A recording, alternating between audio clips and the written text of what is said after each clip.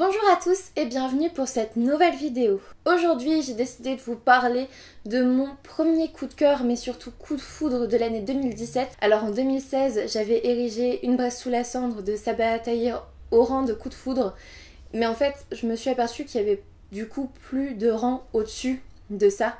Et pourtant c'est ce qu'il m'aurait fallu là. Ma volonté de faire des coups de foudre, c'est d'être au-dessus des coups de cœur. C'est un livre qui m'a passionnée du début à la fin, que j'ai adoré.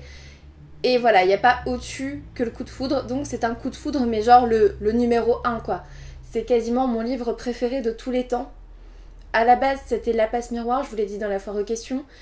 Et ben là, je crois que si on me reposait la question, je dirais que mon livre préféré de tous les temps, c'est celui-là. Je vous parle bien évidemment du livre A Court of Thorns and Roses de Sarah J. Maas aux éditions donc la Bloomsbury. Il est sorti aux éditions La Martinière Jeunesse il y a peu de temps.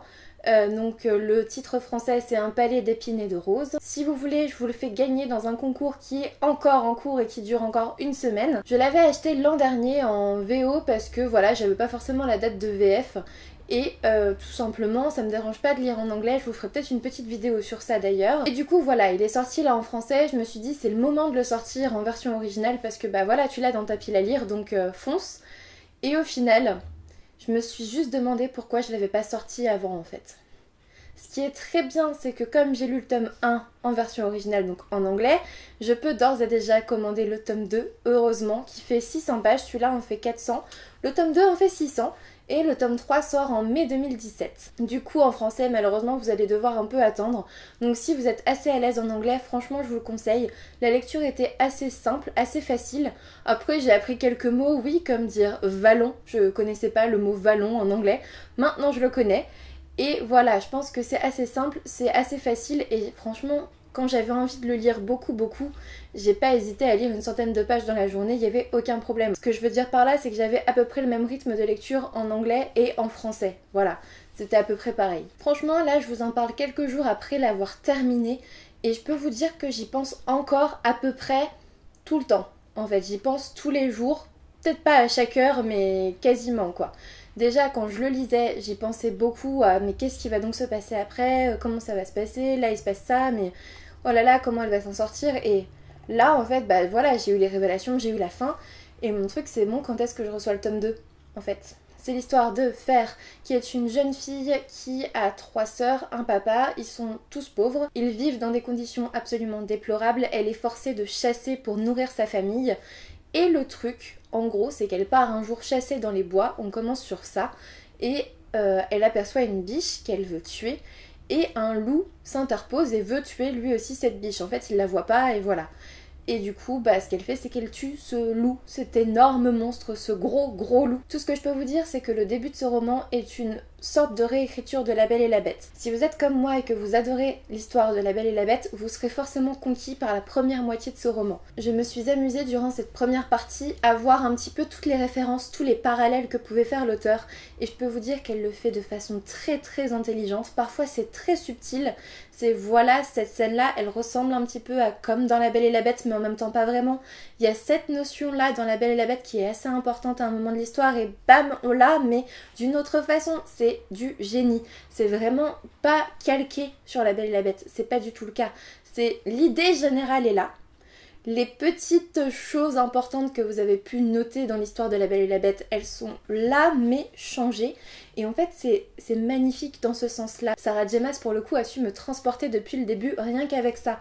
J'avais juste envie de voir les parallèles qu'elle allait faire. Et enfin voilà, il y a plein de choses qui sont là.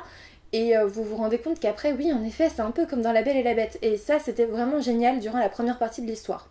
Ce qui fait toute la force de ce roman, et surtout qui doit vous donner envie de le lire, c'est à la fois les personnages qui sont ultra développés et l'univers qui est absolument génial. On est dans un livre de fantasy, je dois vous avouer que moi de la fantasy j'en lis très peu. À chaque fois je trouve ça trop complexe, on est dans un monde de fous avec plein de notions, des mots bizarres. Enfin voilà, moi quand je rentre le soir j'ai besoin de reposer un peu mon esprit et si je dois me concentrer sur ma lecture parfois c'est compliqué. Et là, je dois vous avouer qu'il n'y a eu aucun problème. Je n'ai jamais été perdue dans le sens où l'univers, on le découvre au fur et à mesure du livre. Tout n'est pas donné comme ça, bam, vous avez une carte, c'est comme ça que ça se passe, et puis accroche-toi quoi. Non, non. Là, on vous apprend au fur et à mesure, comme Faire l'apprend en fait, au fur et à mesure de l'histoire, vous comprenez un peu mieux l'univers, vous découvrez un peu mieux les subtilités de cet univers, et je pense que ça a contribué au fait que je n'ai pas été bloquée dans ma lecture, je n'ai pas dû réfléchir outre mesure. Enfin voilà, c'est quelque chose qui se met très très bien en place. Au niveau des personnages, je les ai tous énormément aimés, même les méchants pour le coup. Ils sont tous très développés, ils ont tous un passé en fait qui nous est exposé et qui nous dit pourquoi ils sont comme ils sont, pourquoi ils pensent comme ils pensent, et etc. Pourquoi ils font telle ou telle chose. Voilà, c'est ce que j'ai beaucoup aimé, c'est que les personnages, en fait, c'est comme si ils étaient chez moi, en fait. On les rend très très proches du lecteur, on s'identifie pas mal à Faire, bien sûr, mais tous les personnages autour d'elle sont très très proches de nous, en fait. On arrive à deviner un peu leur personnalité. Quand j'ai un coup de cœur ou un coup de foudre, je le sais directement parce que je vais être en train de lire et d'un seul coup je vais poser le livre et je vais imaginer la suite, ou je vais imaginer ce qui se passe ensuite, ce que moi je ferais à la place, etc. Et parfois, j'avais bon, parfois Faire faisait exactement ce que moi j'aurais fait et ça la rendait encore plus réelle si vous voulez. Et je sais exactement que c'est un coup de cœur à ce moment-là parce que je m'implique moi-même dans l'histoire. C'est voilà, à ce moment-là, t'es dans cette situation-là, qu'est-ce que tu fais? Et j'aime bien qu'on ait raison parfois, mais c'est aussi ce qui m'a fait plonger dans cette histoire. C'est l'identification aux différents personnages qui fait aussi beaucoup. Alors oui, dans ce roman, il y a une histoire d'amour, mais c'est tellement plus que ça, mais vraiment tellement plus. Oui, parce que je vous l'ai pas dit, mais il y a des personnages qui sont des fairies. En fait, on est dans un univers où il y a des humains et des fairies qui ont des pouvoirs. Là, je suis sûre que j'ai attiré votre attention. Alors moi non plus, je suis pas trop fairy. De base, souvent je me perds dans les bouquins où ça parle fairy, mais là j'ai été subjuguée, c'était simple, c'était clair, c'était net et précis. Et on ne peut pas ne pas aimer le peuple des fairies dans ce bouquin. Une fois passé la première moitié de ce premier tome, on sort un petit peu de la réécriture de La Belle et la Bête et on arrive dans quelque chose de un peu plus fantasy, mais en fait on explore un peu plus l'univers en question et j'ai trouvé ça aussi génial parce que oui, j'adorais la réécriture de La Belle et la Bête, mais c'est une histoire qui finit par s'essouffler au bout d'un moment. Enfin, finit pas sur ils vivèrent heureux jusqu'à la fin des temps. Voilà, il y a quelque chose après et je pense que c'est ce qui fait que tout le monde peut aimer cette saga. Si vous n'aimez pas forcément La Belle et la Bête, c'est pas grave, ça dure que la moitié du premier tome et apparemment le deuxième tome c'est plus du tout sur ça ou presque plus. Donc oui, en effet, la réécriture de La Belle et la Bête peut vous faire le lire, mais en même temps elle doit pas vous freiner. Je pense que la seconde partie est plus axée autour de l'univers, autour des personnages, autour des divers enjeux politiques. Et vraiment, je l'ai adoré. J'ai adoré le fait que ça soit une réécriture de La Belle et la Bête, bien sûr, mais la suite, ça fait que c'est tellement plus que ça, c'est tellement plus qu'une réécriture. C'est un univers inventé par Sarah J. Maas à part entière et on sort totalement des sentiers battus. Sarah J. Maas a cette faculté de vous révéler les choses quand elle le souhaite et pile à point nommé. Elle a aussi cette faculté de rendre ses personnages plus vrais que nature. Ils sont quasiment palpables quoi, ils sont quasiment autour de vous pendant votre lecture. Et j'ai énormément aimé l'intrigue, j'ai beaucoup aimé la fin qui ouvre sur un deuxième tome et j'avoue que je suis super impatiente de lire ce deuxième tome, même si je sais que je vais attendre un petit peu pour le savourer complètement. Je sais que je vais retrouver dans ce deuxième tome un personnage que j'aime énormément et vraiment j'ai juste envie de le commencer rien que pour ça. À la fin, lorsque j'ai terminé la dernière page de ce roman, je dois vous avouer que j'étais pas très bien. Déjà, j'avais le cœur qui battait à 100 à l'heure parce que jusqu'au bout, on est à fond quoi. Enfin, il y a plein de révélations, il se passe plein de choses et on veut juste savoir ce qui va vraiment se passer à la fin, si voilà, ils vont réussir ou pas. Et au final, quand j'ai terminé, j'ai eu l'impression d'être totalement abandonnée par cet univers, par ces personnages que j'aimais tant. J'ai eu cette sensation de vide que j'éprouve lorsque j'ai vraiment aimé un bouquin, lorsque j'étais à fond dedans, plongée totalement dedans pendant des jours et des jours.